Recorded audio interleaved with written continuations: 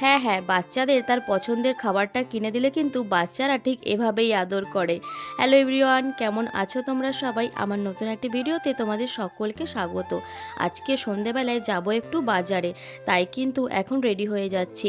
বাইরে যা গরম পড়েছে তাই কিন্তু একদম কমফর্টেবল একটা ড্রেস পরে নিয়েছি। আর আমার কাছে কমফর্টেবল বলতে কিন্তু এই গরমে ট্র্যাকস্যুট আর এই টি শার্টগুলোই। আচ্ছা, তোমাদের কাছেও কমফর্টেবল জোন বলতে এই সেম জিনিসগুলোই নাকি? অবশ্যই একটা কমেন্ট করে জানিও।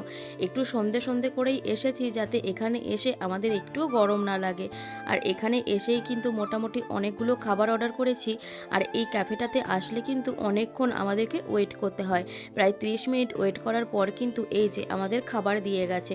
আমরা কিন্তু প্রথমে অর্ডার করেছিলাম একটা চিকেন ফিঙ্গার, তার সাথে একটা ফ্রাই মোমো, আর দুটোই কিন্তু একদম অসাধারণ ছিল। আচ্ছা, তোমাদের কাছে স্টিম মোমো বেশি ভালো লাগে না ফ্রাই মোমো ভালো লাগে? কমেন্ট করে জানিও তো। আমার কাছে তো স্টিম মোমো একটা আলাদাই ইমোশন, সেটা খেতে আমার কিন্তু প্রচণ্ড ভালো লাগে। ওগুলো খাবার পর কিন্তু দিয়েছিলাম একটা পিৎজা অর্ডার, সেটা খাবার পর কিন্তু আমরা সবাই মিলে চলে এসেছিলাম একটু আইসক্রিম খেতে। আর তার মধ্যেই দেখো আমার এই দাদার মেয়ের কাণ্ড। এদিকে ও কিন্তু এত দুষ্টুমি করছিল, কারণ বারবারই ও আমাকে বলছিল ওর পছন্দের আইসক্রিম কিনে দিতে হবে। আর ওর পছন্দের আইসক্রিমটা শুনলে তোমরা সবাই হেসেই মরে যাবে। ওর পছন্দের আইসক্রিম ছিল বাটারফ্লাই আইসক্রিম।